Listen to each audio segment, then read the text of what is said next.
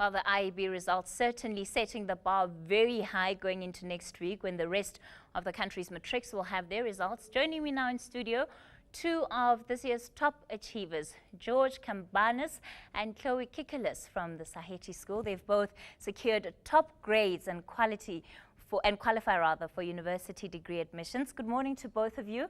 I can just kind of feel the excitement radiating off of you. You're the school's top achiever, George. How are you feeling? Feeling overwhelmed. It's been a whole year of nerves and stress, and now it's all over. In the blink of an eye. Just judging by a blazer, is that an honors blazer? I was head boy at Saheti. Oh, so already you're an overachiever anyway, you know. Your teacher's pet, you know, you make sure you do. Maybe. Yeah, what went into preparing for this year for you, Chloé?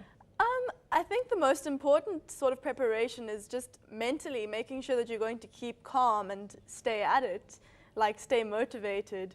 And then also, of course, our school, Saheti, prepared us a lot in terms of revision, but also having the teachers on hold the whole time, just in case we needed help. And did you guys set goals regarding this year and what you wanted to get for every subject? What was that process? Definitely. I think goal setting starts even before matric. I know we entered grade 8, and you look at our matrics who were the matrics when we were in grade 8, and you look at their achievements, and Saheti has a history of academic accomplishments, and it motivates you and it inspires you to achieve what they have. And you set your goals from then. You work extremely hard, and like Chloé said, with the help and the devotion of the teachers to our academic accomplishments, they've got it set up for us to achieve the results that we did. We've always been encouraged to set very high goals for ourselves there, and I think unless you do that, you won't really reach for that. So having those standards and having those goals is very important. No, it's one thing having high goals, but I imagine to be able to get a 93.1% average, George, I mean, come on, like, what are you, Superman? No, it's just hard work and the support from friends, family, the teachers. Yeah. And yeah, just trying your best and working hard. But you're also young people, so you want to make time to have fun, you want to make time for extracurricular activities. Yeah. How do you strike the balance, especially for us other young kids who are sitting down there thinking, I'm going to be doing matric next year, I want to find myself in one of these two C's. How do I strike that balance? I think the most important thing is zero procrastination. So yeah, if you're ahead of your schedule, you'll always have free time and you can always afford to relax a little. And that's really the key. As soon as you get your work, do it, and do it to the best of your abilities. Procrastination seems to be a big problem when you get to matric. And like Chloé said, there is no time to sit back and to let the work compound, because it is a lot of work, but if you do it timely, you'll finish it easily. And what are your plans for 2015? Hopefully I'll be studying actuarial science. It doesn't get easier. No, it doesn't. Either at BITS or UCT, I expect, but I haven't entirely decided, so. But you've been accepted at both universities. Provisionally, yes. Well, congratulations to you. Thank you. What do you want to do?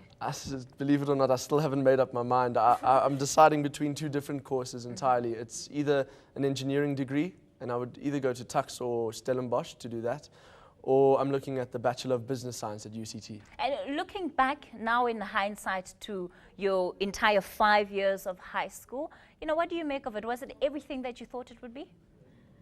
Yes, in terms of hard work, definitely everything I thought it would be, much more, in fact. Like, you always hear people saying, in high school you're really going to have to work hard, guys. In matric you're going to have to work harder. And you think to yourself, no, it can't be. I can't possibly have more work than this, but you do. Yeah.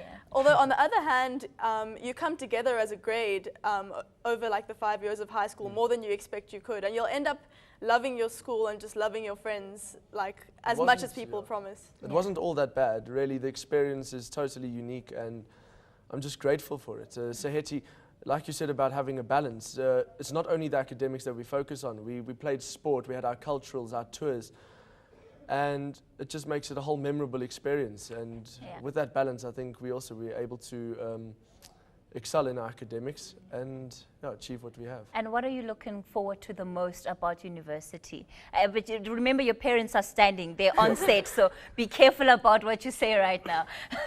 Looking forward to my lectures. Yeah, definitely.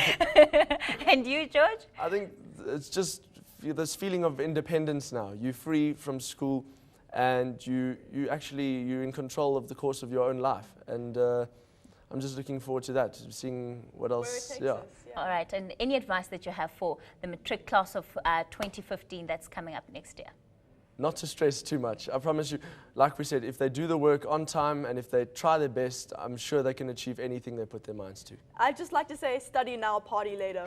That is absolutely the best advice. All right, you guys are absolutely fantastic. We wish you all the best going into next year and the start of the Thank you university very much. career. Certainly Thanks setting so a much. very high bar. Just a reminder, Chloé got a 90.1% overall average and George a 93.1% average. I mean, I'm speechless. Why couldn't it be me? All right, thank you guys so much for coming Thank you into so Thank you much studio. very for much. having us.